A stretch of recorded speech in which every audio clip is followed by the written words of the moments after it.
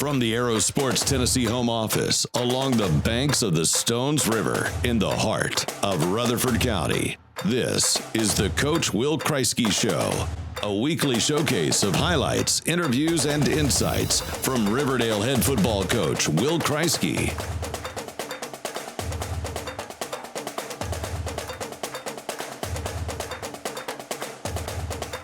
Now here's your host and play-by-play voice of the Warriors, Chris Bosen. Couple men back deep for the Warriors. It's a short kick, however. It'll be returnable from the 20-yard line. Fielded there, 25 to the 30. 35, making a couple tacklers miss, breaking towards the middle of the field, finding open space. 45, 50 to the near sideline into Siegel territory. Still on his feet. Elijah Reams inside the 40, still on his feet. Reams fighting at the 35-yard line before he's tackled. Elijah Reams, the 5'10", 185-pound DB, with a heck of a highlight reel return here on his senior night. Well, welcome to episode 12 of the Coach Will Krieski Show here on Aero Sports Tennessee. I'm Chris Bosen, joined once again by Riverdale head coach Will Krieski. Today's show, jam-packed with highlights from the 37-0 senior night victory over Siegel. We're also going to preview the game at Rockvale, a key region contest on Friday night. We'll do that at the conclusion of this episode, as well as talk about a freshman Warrior Championship. So let's go ahead and get started. Coach, we jump right in with the highlight there, looking at our special teams play of the game. A terrific return off the opening kickoff for Elijah Reams, and it set the tone for the whole night. He came out with energy, set you up in great field position. You weren't able to capitalize with points, but the team seemed very energetic throughout that game. Yeah, I'm glad you said that. You know, I thought we were real energetic all night. I thought the kids play with passion. You know, I told them, you know, going into the week, you know, we have to bring some energy from here on out, man. We have to create our energy. We'll be fired up, enthusiasm, and that's what they did. I don't know if you noticed on that play, but Riley Talley had a tremendous block right there to help set that up to get him an extra 15 yards on that kick return. So, you know, I think all the seniors were very emotional for it being senior night, and they were playing for each other. And that's what I really like seeing, that it was everybody, not just seniors, but the whole team was playing for each other last Friday night. And it was I thought their enthusiasm was good. The only negative that I took away from some of their enthusiasm is they let it linger too long at the end of plays. And we had 3 unsportsmanlike penalties. Due to over excessive celebration or an extra shove here or there.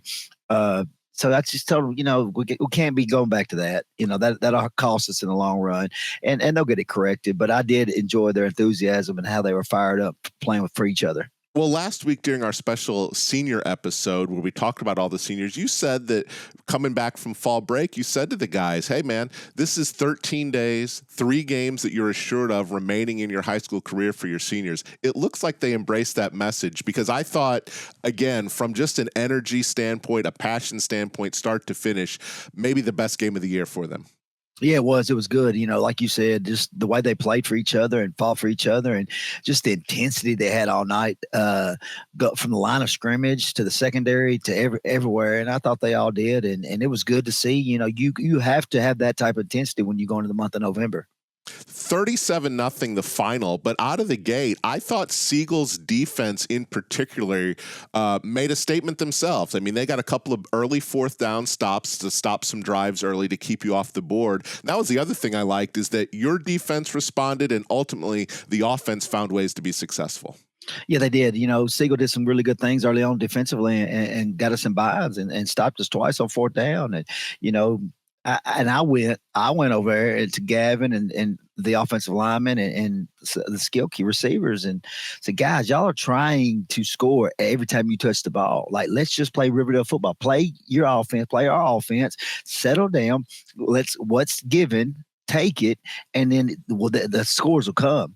And I felt like they were trying to, you know, we're talking about World Series and baseball right now. I felt like we're trying to hit a home run every single play, the first 2 drives, and then they started getting frustrated. But once I talked to them and I wasn't going over getting on to them, I was calming them down. I think they're like, oh, all right, coach is telling us to calm down. We'll be good. And things started happening. And then things were opening up. I was able to get us in the end zone. And as Siegel's defense started out well, your defense did as well. On the Stars' first drive, you get a sack from one of your defensive players. We'll take a look at that highlight right here. A big 3rd down here. for Remkus, who's got a back with him. Wants to throw in the pocket. Now he's flushed, and he'll be dropped to the ground as he tried to find running room. He could not, as there to bring him down was Caleb Woods. So Woods planted the spear, and then he planted Justin Remkus right there to make it 4th down for the Stars. Does Woods ever play without passion and emotion, Coach? Never. He's a leader up front and does a good job. We talked a lot about him last week on that senior episode, and I was proud the way he come out. His dad was fortunate enough to be there. They had a home game last week, and he was there, and his whole family was there, and I was proud of how he played and led, and again, all that enthusiasm he had up front. The next drive that you get after you force a punt from the Stars starts out with a handoff to your running back who's having a big sophomore season. It's Jacob Vaughn, and here's that highlight. We are scoreless. 1st and 10 Riverdale at their 41-yard line. They're going to give this time to the back, finding running room, still on his feet into Siegel territory across the 45-yard line. Jacob Vaughn, big run there as he found room on the right side with that offensive line. And DeMario Herron made the stop, but not till he got to the 44-yard line. Coach, Jacob has had since a few weeks ago, you had a guest there, a former Warrior on the sideline. I feel as though Jacob has turned that corner. Yes, he's listed as a sophomore, but he's playing more like an upperclassman now. Yeah, he is, and that's what we stressed to him. He's no longer a sophomore. He's already played 5 games. After his 5th game as a varsity starter, I told him it's time to move on. We're not treating you like a sophomore anymore. We got to treat you like a junior, and he's accepted that. And what I like is he's helping other guys, coaching them. We talked about the freshmen a little bit. A lot of those guys are practicing with us now, and he's coaching those guys, teaching those guys. And anytime we're in the running back room and they have questions, he'll help. Now, he's still got some things he needs to work on and get better at, but he's starting to grow up. And you like to see that, the process as players come along, from freshman, sophomore year, from not starting to starting. And then how do they just get satisfied with their starter? Are they satisfied with, the touches, or are they trying to keep growing? I feel like he's trying to grow as a player. And if he keeps doing that, keeps trying to grow as a player, that will only improve his game.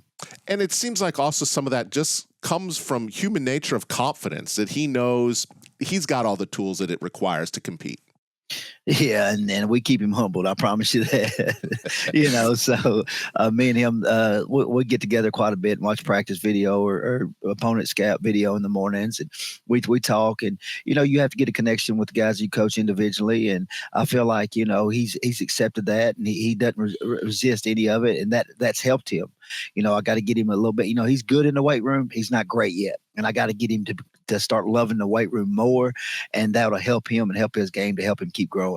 On the same drive, you face a 3rd and 21, and Gavin Hampton finds Braylon Burns for a big pickup. 3 receivers right, 1 to the left. Now they'll break Vaughn out of the backfield to the left side, put 5 wide receivers for Hampton on 3rd and very long. Throws right across the middle. It's Braylon Burns. Burns inside the 40, spin move near the 35, still on his feet, breaks out of it.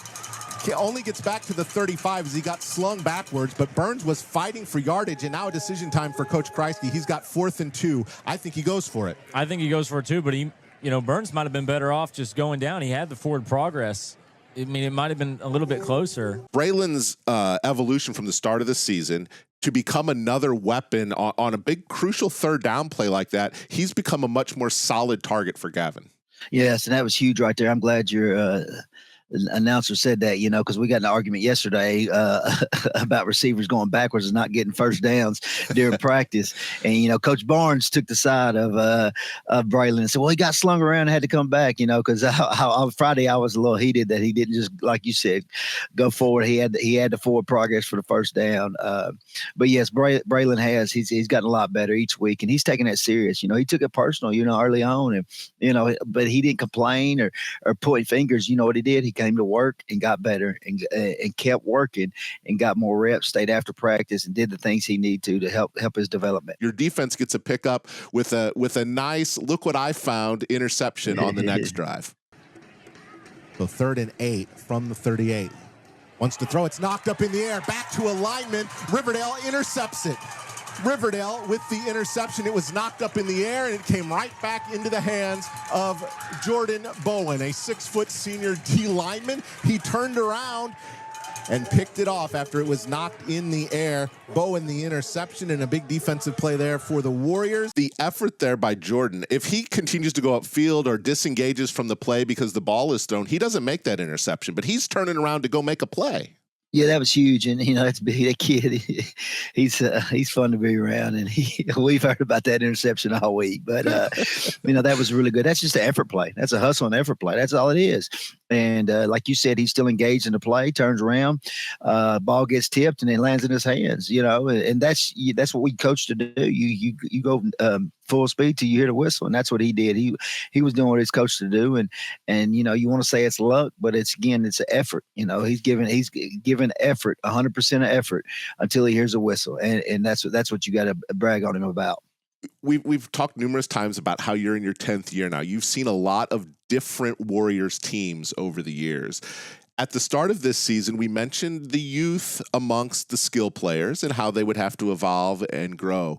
I'm curious from you, though, as we laugh here today and we talk about how much fun these guys are having, has that been a recipe for success over your 10 years? When you notice that teams are having fun and enjoying one another and playing for one another, is that give you a different level of confidence going into the postseason?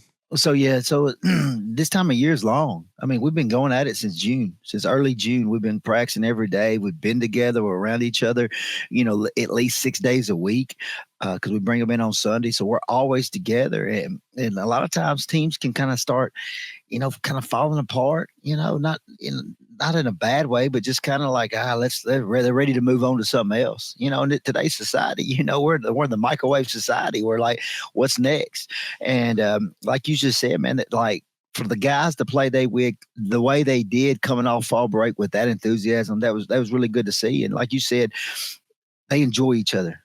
I've told them all year long, after every practice, after games, I love this team because they're so much fun to be around. You're not having to coach them on effort on the practice field. Yesterday, they're guys fighting to get scout team reps against the offense.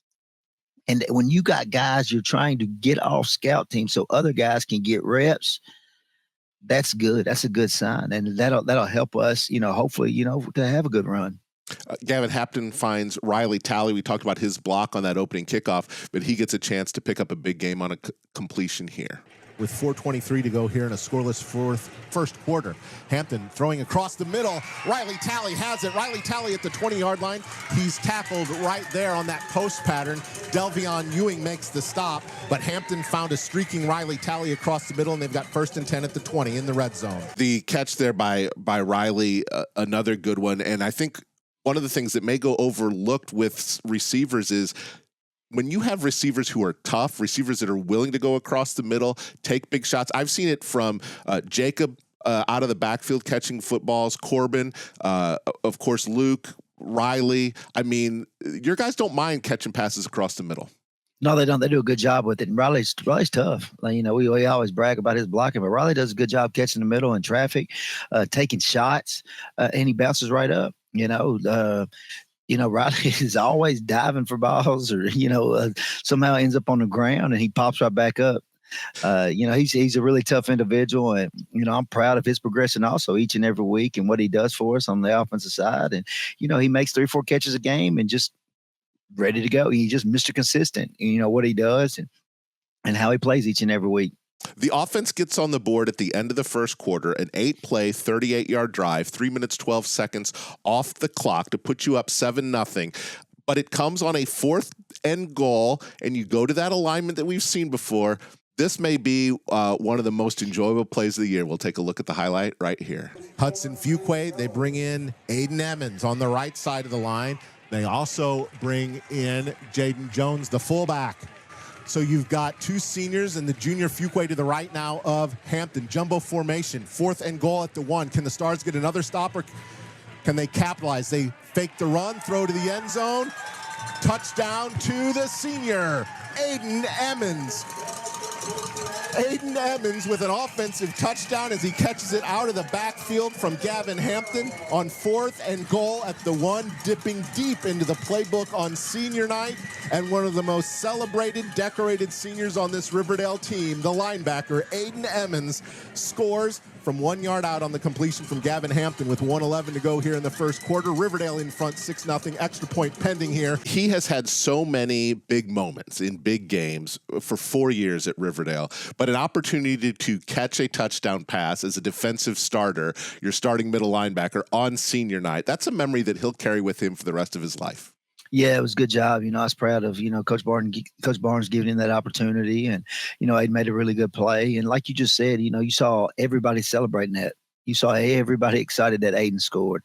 And that's what means a lot to me, that everybody's celebrating his success. And, it wasn't just, an individual. The defensive guys were so pumped that one of their guys got the ball in the end zone. Then the offensive guys were so excited that a defensive guy scored a touchdown. And, we're really proud of his role and what he's done, and then just having that opportunity. That's a different package we're able to put in at different times. And, those guys did a good job running it, and then Gavin and them guys did a great job executing. Your defense forces a punt on the next drive. They snap it over the punter's head. You get a safety on it as he kicks it out of the back of the end zone. The ensuing kickoff, another big special teams return. We'll take a look at that highlight here from Zayden Jones. In their final home game of the season, going to have to pick up that intensity. They'll kick it away from the 20-yard line on the free kick to the 25-yard line. Opportunity here for the return. Out to the 45-50, breaking through. 45-40, still on his feet is Zayden Jones, and he will set the Warriors up with good field position. We did a really good job, offensive or special teams setting our, and defense did a really good job setting the offense where, we were on the plus side of the field the majority of the night. Our yardage, total yardage and our stats didn't look as great because we were starting at the 50 or better, every time we had the ball. So, I was really, proud of the success that the special teams had to give us those opportunities. How much on a kick return and a punt return, how much of that is a player making reads, and how much of it are plays that are called? I mean, is it, I know there are different type of returns, but would you say it's more improvisation by the return guy to make big returns? Well, you have to have a good returner, and I feel like we got guys back there that that you don't want to that you don't try to kick it away from a certain guy to kick it to Jacob Vaughn, or you don't want to kick it away from Zayden and kick it to Corbin Reynolds, or Luke Trench, or Riley Talley. You got Elijah Reams, so you got guys back there that can create opportunities for each other. So that's kind of hard for teams that kick off to us. And I think but what else they do is they do a good job of blocking. You got to get in front of guys. You don't have to kill guys on kickoff return. You just got to get in front of them and make sure they're not able to make that tackle. And I think those guys take that pride. Coach Pelchat does a great job with the return team, and and they work religiously on it throughout the week to make sure they're able to set up some success.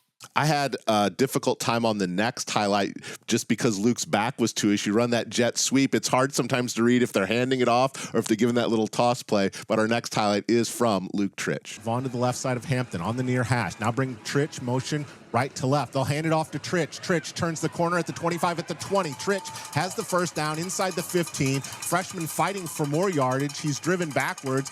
His forward progress to take him to about the 14-yard line. Luke Tritch. I'm sure Gavin was saying he passed it. Yeah, he always says everything's a pass. Yeah. With Luke as a freshman, he's had such a big freshman year. Where do you see his evolution going, and what are the types of things that you're working on with him? I mean, he has obviously tremendous physical skills. He just turned 15, but where do you think work is going to take him? He's going to keep working to get better. They were staying after yesterday, throwing and catching, and I just think, just being consistent 24/7 with what he does, being a better blocker. Guys are kind of a little bit bigger than him right now, and what he's going to do is do a lot of work in the weight room, get stronger. He's already strong for a freshman, but I think, the weight room will help evolve his game. His flexibility will help evolve his game. And then just working on his speed. We do a lot of speed work Mondays and Wednesdays. So I think that'll help his game. The faster you are, the harder it is to catch you. So I think he'll keep working on that too as he keeps growing and as his body keeps maturing. He seems like a guy who loves the game, who brings a mental aspect to the game. No, he loves the game. He loves all parts of it. He loves working. He just loves ball. And when you got guys that love ball and love being around it and want to be good football players, and want to get better every day, that's not satisfied or complacent with their work, then they'll keep growing and keep getting better. Once you get complacent, you don't get any better. Gavin had 5 touchdowns on the night. He picks up his first to Corbin Reynolds here on our next highlight. Now 3 receivers to the right of Hampton. Claps his hands. Vaughn's on his left side. Looks to throw in the pocket with time towards the end zone. Corbin Reynolds hauls it in. And the senior from Loretto has a touchdown on senior night. Such a reliable number 1 receiver. I mean, he is a type of guy who goes and gets the football. He makes catches in traffic. And that particular post route he seems to love. Yeah, he does. He does a good job with it and gets his eyes on it and makes good completion. Again, you're talking about catching in traffic, and that's what you have to have. You know, when you play good defenses like Rockvale coming up, you got to be able to catch the ball in traffic. And for those that, you know, and he finds ways to get open, and once he gets open, he gets his head around and finds the ball. And, you know, being able to get open and catching the ball in tough, difficult situation has helped improve his game. Our defensive play of the game comes from Elijah Reams, and it's on an interception. We'll take a look at that now. Clock is moving. Remkus takes the shotgun snap, stands on the near hash. He's going to throw it down the left side, and it's going to be picked off in the secondary. Elijah Reams at the 30, 25-20 down the near sideline, inside the 15. Interception, Elijah Reams. Elijah had just a fantastic game on his senior night. No, he did. He had a really good game, and you know we got to keep having him playing well.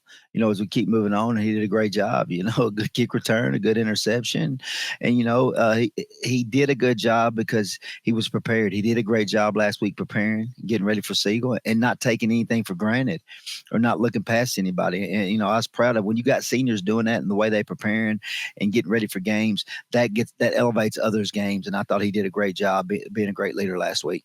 Our offensive play of the game comes on a touchdown completion from Gavin Hampton to Jacob Vaughn. 3 receivers left, 1 to the right. Now the motion Vaughn out of the backfield will give 5 wide. Going to throw to Vaughn, left corner. Vaughn elevates at the goal line. Vaughn with the catch and touchdown. Jacob Vaughn hauls it in, and goodness gracious, I go all the way back to the Blackman game, Ethan, and throwing a ball up into the end zone. Vaughn was unable to hold it. This time he hauls it in just across the goal line on a great throw from Hampton, but a better catch from Vaughn. That's a heck of a catch. That was a great catch. You know, it's a big-time catch, big-time play. And, you know, that's what he's done. Again, we talked about it, you know, him growing up and the evolution, you know, and being a leader and taking that position serious and being able to catch the ball in the backfield is huge for him. And he did a great job of that play and keeping his eye on the ball and finish the play. And he was able to finish that play right there. We've got several highlights coming up here. I'm going to play through. We've got an interception from Aiden Emmons. We've got a couple of receptions from Gavin to Corbin Reynolds. I'm just going to let them play here because we've got so many of them, so I'm going to go right to them right here. They'll now motion the up man from right to left. Remkus in the pocket with time. Tough throw. It's picked off. Emmons at the 50. Aiden Emmons with the interception. The intended receiver that time was Drew Hostetler. Fall. Snap to Hampton on 3rd down. Pressure from his backside. Gets rid of it. Finds Reynolds. Reynolds inside the 35, across the 30. Drags a defender with him all the way to the 25-yard line in the first half. They'll go 5 wide again. Hampton looking to throw. Throws across the middle. Threads the needle to Reynolds, who steps past a defender. It was Mason Grisham and takes it into the end zone. Big-time players making big plays. Aiden comes up with the interception, and then Corbin picks up his second touchdown of the night. As the calendar turns towards November, as we wrap up the regular season and head towards the postseason, players making plays is going to be the story, right? And we know who those star guys are, but the other piece of it is somebody's going to make a name for themselves. It happens every postseason, right? That some guy who's been a big part is going to make a play or have a game that separates them and puts them into that star category. Yeah, you know, as long as, you know, like you said, these guys keep getting better and practice the way they're practicing and keep enjoying being around each other, you know, somebody will. You know, a few years ago, we had Ben Woodruff, you know, we had some guys, really talented guys that are playing college football right now. And Ben, you know, just kept being Mr. Consistent. And then he come out in the playoffs and had his best game in the playoffs. And so, you know, that's what I keep telling the guys, you know, just keep doing your role and keep being you and big things will happen. So I've got the highlight here, and you mentioned it earlier, some celebrations after the fact. Levante's house makes a stop on this highlight, and he's given a penalty flag. We mentioned throughout the thing, I didn't think it was a penalty. Ethan Marcum, my analyst, didn't think it was a penalty. Levante's appeared to get up right away, come towards the sideline. He makes a stop. The flag comes in. What was your view of that on the sideline? Yeah, you must have been talking to Coach Real because I got all over Coach Real for that also. So he must have paid you some money or took you out to dinner or done something. No, but so the thing that House did was he leaned over and got in the face and I don't even know if he said anything, but it was real quick. It was real quick, and I happened to see it, so that's why I was telling everyone to calm down. The penalty was deserved. He got what he got. If he would have done everything that he did without looking at the kid, he wouldn't have got the penalty. And you just can't do it. You can't stand over somebody and look at them after a play. And it was real quick. It was real quick. It was, and it looked like, he had made the stop and had to get up, and so he's looking down. But, there was that little extra, and the officials were right on top of it, and I do know that that's kind of part of their emphasis. The other things that we get a little bit later is we get a great run from Chris Peters.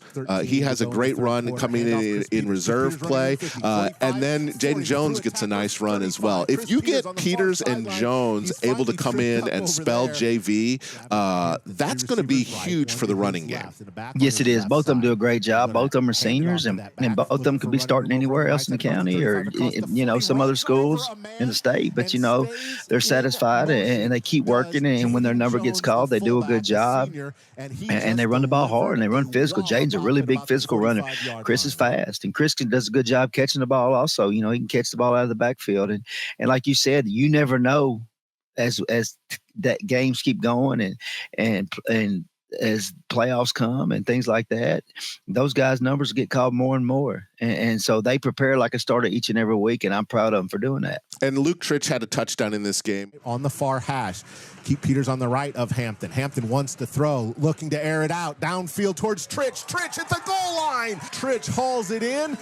And Riverdale's quick strike offense puts 6 more on the board. But I want to also appreciate Warrior Media RHS. They did all of our home games this year.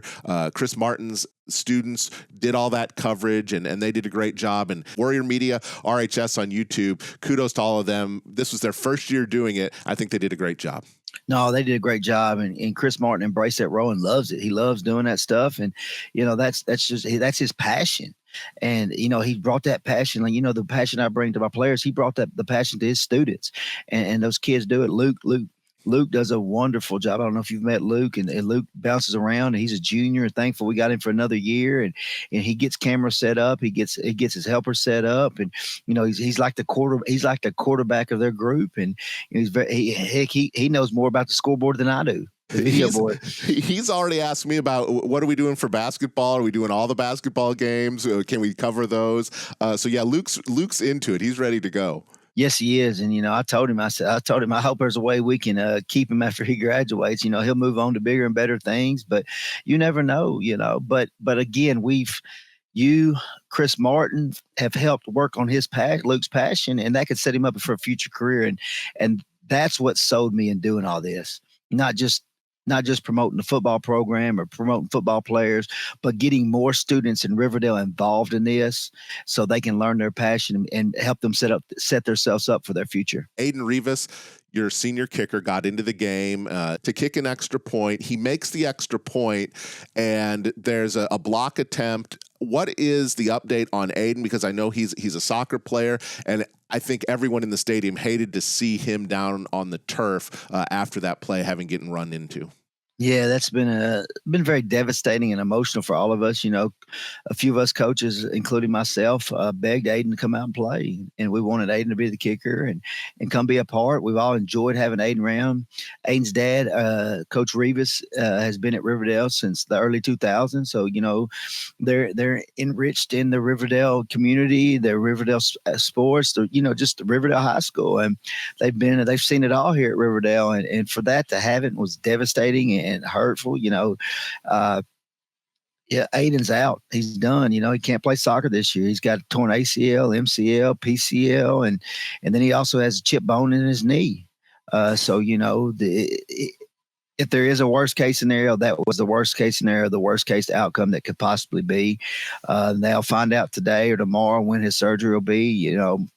Aiden showed up yesterday and was able to talk to him a little bit and be with him for a little bit. And hopefully he'll still be able to come around. He was going to be in a little bit of pain from here on out, but it was a very unfortunate situation. All the kids, like you said, for Aiden to come in. Everybody was cheering. You saw the sidelines hooping and hollering, and everybody was so excited that he was going to get that moment, and he's laying on the ground, his knees in pain, and he's saying, my mama's going to kill me. My mama's going to kill me, because his mama was against him playing football because of things like that. And I said, well, she's going to kill me first before she kills you. And we kind of laughed about it. And I said, but Aiden, you made it. You made it, and he did. And that kid's a tough kid. And you feel bad for the situation. You feel bad for him. And, his wife and my wife are really good friends. And, she sent my wife a text message this weekend and said, it's kind of hit him and he's kind of emotional right now. And I asked Aiden, did he regret playing football? Did he regret going out playing football? And he said, yeah, Mom, I do regret. The thing I regret is I didn't join the football team sooner. Those have been one of the best memories that I've had since I've been at Riverdale. And I wish I would have joined as a freshman. So that made me feel better as a coach that he's enjoyed it. He's had a good time. He does have a road to recovery, and it'll be some grueling times, but he's got some really good support group around him, really good people around him to help him get through this time. And, it's not only tough on him, it's tough on his parents. They're dealing with this and dealing with this situation. So, we're all, our thoughts and prayers are with them as they go through this. Every team is tested. We've talked about how much fun this group of seniors has and how much fun this team has together and enjoys being together. But this team has also been tested this year, man, from game one, and even in the preseason when you lose the starting holder and a senior, and then you lose LB, and then you have Aiden Rivas go down. I mean, you've been through some things this year. Yeah, we have. We've been through some things as a team. We got 4 guys that's torn ACLs. That's crazy. And it's all just been different freak accident from Jonathan Turner. He had after the Summit scrimmage. Wyatt. Wyatt had a situation, at Stewart's Creek game where he tore his ACL. Wyatt actually, I don't know if you noticed, but Wyatt snapped twice last week on extra point. Dr. McKissick allowed him, and I was screaming at Dr. McKissick as he was running on the field. This is your fault. You allowed this. But again, I was proud for Wyatt to be able to do that. He just wanted one more opportunity to go out on his own, to wear the helmet and shoulder pads, because he knows that's the last time ever he'll ever wear a helmet and shoulder pads. And he wanted to go out on his own, and Dr. McKissick allowed it, and he was able to snap a few extra points Friday night. But what has even made me prouder is another senior gave up those opportunities, Cooper Dees. And at the third touchdown, Cooper said, Coach, it's time for Wyatt to go in. And I looked at him and I said, all right, go on in, Wyatt. And that's what we talk about. That's why this team has been so fun to be around, because it's the unselfishness like that guys are willing to sacrifice their own playing time to get other guys in for a bigger moment, for something bigger than themselves. When they make it not about themselves, they make it about the team, that's when it's really special. And that's what makes it them enjoyable to be around. And I didn't notice that. I always assume that it's Cooper out there. They're in those long snappers are in a hard place to see. They're sandwiched in there inside, so I rarely can see the number. But that's good to know that Wyatt was able to get in and snap. Yeah, so it was a good opportunity for them and good opportunity for him. And again, he has his surgery next Wednesday, so our thoughts and prayers go out to him and his family. But again, Wyatt, we talked about it last week, another tough situation, program shutting down. But his parents have really been thankful and blessed that he had this opportunity to come over here. And again, Wyatt, he was out here yesterday, in his coat and tie from they had picture day or something at Webb. And, he just enjoyed being around and hanging out, and he enjoys being around the guys. And that's what it's about, man. As long as they're enjoying each other and having fun with each other and keeping that enthusiasm, good things can happen. Rockvale on Friday night, as we turn our attention there. You go in at 6-2, 4-1, sitting in third place right now. It's crazy to be sitting at 4-1, 6-2, and you're in third place. That's how strong this region is. Rockvale's at 4-4, 3-2. They're fighting for a postseason berth, Coach. I know your history with Coach Counts goes way back. When I look at the Rockets roster, what stands out to me is their size at the skill positions. Their quarterback is big. They've got a big receiver. And the guy that really, I mentioned at the end of the broadcast, strikes fear in my heart is the big tight end they've got. Because I saw him in a game. It took 3 or 4 guys to bring him to the ground. Yeah, Dallas is a big player, been a big player for last year, and he does a good job. And Jonathan Hamby, he's a transfer from Blackman, and he does a really good job. He was hard to tackle last year when he started for Blackman, and he throws a really good ball. He's got a really, really strong arm, and again, they got some skilled kids that transferred over from Webb who can run. So they got some pieces, and what you've seen them from week 1 to now is they got better, and they got confidence. So we have to be ready and prepared to go because their confidence, especially in an overtime win they had last week, that's not something they've not done in the past. And Coach Counts has brought that confidence to them. It's been pretty impressive for how much Coach Counts has gotten done in a little bit of time, and he's done a really good job with them.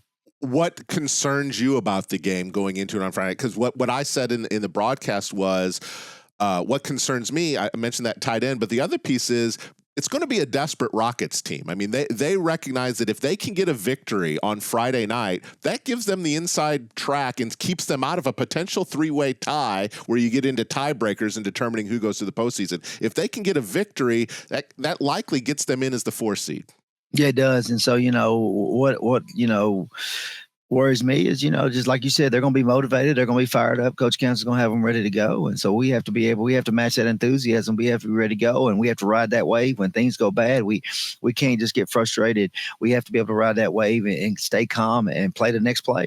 If we don't play the next play and let one mistake carry over to the next mistake, then bad things will happen. Let's talk about your freshman squad. A championship trophy has been brought home. You defeated Oakland on Monday night. Rutherford County champions, 9-0, outscored opponents 314-26. Coach, I think they only gave up points maybe in 2 games or 3 games. Had 7 or 8 shutouts along the season. Tell me about this freshman team and you must be excited about knowing they'll be JV and varsity pretty quickly. Yeah, they got a really good group, really talented group. And, what was special is, just how well they played together. I don't think anybody realizes, or most people don't realize, is Riverdale's kind of unique in this county is where we're the only school that doesn't have a Riverdale middle school. You got Rockvale Middle, you got Oakland Middle, you got Blackman Middle, you got Siegel Middle. Every school has a middle school but Riverdale. And so that's tough. That always puts us behind the 8 ball. Always. And it's been really tough for us. And that actually kind of hurts us. We can't walk into any middle school and just claim it as ours. Christiana has helped build that up for us. And Dr. Nix does a good job to establish that relationship with us and things like that. But again, it's just different whenever you have the Riverdale name attached to it. If it was Riverdale Middle over there and the kids wearing our gear and things like that, you take pride in it. But it's not that. That Christiana, and they have their own. And some of those kids from Christiana go to Rockvale, and Rockvale Middle. We get kids from Christiana Middle, Rockvale Middle, and Buchanan Middle, and so. But that group is real talented. They play fast. They're physical. They got 2 really good linebackers that fly to the ball. The offensive line did a great job this year blocking. The quarterback grew up. Logan, he grew up each and every week and did a good job just giving what was there. And the receivers did a great job catching the ball this year. And I thought. Coach Cisco and his staff did a tremendous job working with those guys and getting them ready. And they are a talented group. The tough part with this day and age is trying to keep them all now. It's people be coming after them. Sure. And I know that the coaching staff also, they put in time with the freshman team, and then they're usually around on Friday nights with varsity. So it's extra work for them, but a great season that they put together. Yeah, it was a really good season, and Alex Mitchell's group, his senior year, Alex Mitchell and Jameson Holcomb and all those guys graduated in 2021, and their freshman class, their freshman year, they won the county, and that's the last time we've ever won the county. So it's only the second time since I've been head coach that we've won the freshman championship. And so, I was really proud of those guys, and it means something special. They were able to beat Oakland and Blackman in the same year, and they beat both of those teams twice. They had to beat them again in the playoffs and in the championship game. And that says a lot about that group. And because, a lot of times it's hard in football, it's hard to beat a team twice. The Oakland game was 0-0 at halftime. The championship game was 0-0 at halftime. And they weren't getting frustrated, pointing fingers. They settled down, and then open the third quarter, they made plays and got in the end zone. And then they saw the other team started getting frustrated, and they just started capitalizing on their mistakes. Corbin Reynolds told us this summer up at Nissan Stadium after winning that basketball state championship, going undefeated. He said, Coach, I'm not used to losing. It's important that these freshmen get off to a good start this way, because that builds that culture and builds what their expectations are as they move up. Yeah, it is. It's really huge, like you said, just to establish that culture, establish that winning culture, and for them to understand, we talk about the standard as a standard, and they're understanding it by now. They're practicing with us and learning how we do things. And a lot of those guys are talented, and some of them will even move up the depth chart. Some of them may even by a few weeks be on the second team. Because they are that talented. That's who they are. And they're going to keep pushing. It was good to see yesterday after practice, Luke and Riley Talley working with some of the better freshman receivers yesterday, make it, because our playbook's a little bit different, the freshman's playbook, but they were working with Jaden, and Jaden's going to be really good for us. And Jaden's a worker like Luke. And, Luke knows that him and Jaden could be special together. They got 3 more years together. And so I really enjoyed Gavin staying after with them last night, and those 3 working and teaching them just minded little things. So that was really good to see that the egos aren't involved and, pointing fingers and what are they doing? Those guys are working each other and for Riley Talley as a senior, helping Jaden Crawford to get better at receiver and to make sure he understands what's going on. Big game on Friday night. We'll have it on the air. 7 o'clock, the kick. We'll be live over at Rockvale about 6:35. Of course, we'll do a replay of this Coach's show. Coach, I wish you the best of luck. We're getting down to that crunch time of the season, regular season wrapping up, postseason to look ahead to. A lot coming up over the next few days, really. I mean, we're going to have, that short week after this week playing on Thursday night. So get some rest, get some work in when you can. I know they're out of school today, but it's a sprint to the finish now.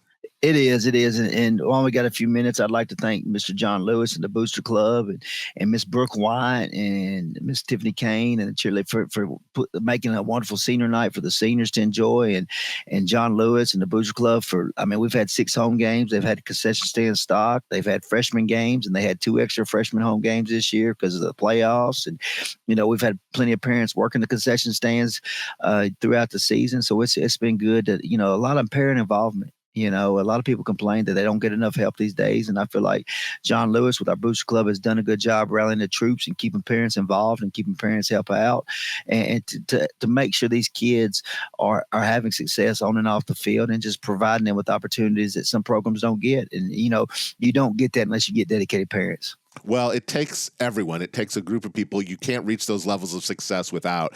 And so we certainly appreciate that. Thanks to all of them for making it possible. And thanks to you, Coach. I know it's time out of your schedule, but we appreciate it. And I know the Warrior Nation does as well. Thank you. That's going to do it for this episode of the Coach Will Kreisky Show. Remember, Warrior fans, be proud, be bold, be brave, and ever loyal. Until next time, for head coach Will Kreisky, I'm Chris Bosen. Thanks for tuning in. Good night.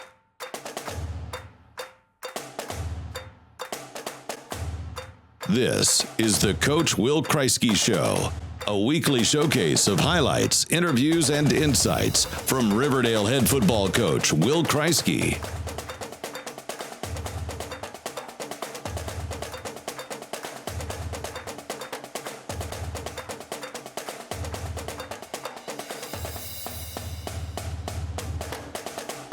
This is Riverdale football. All hail.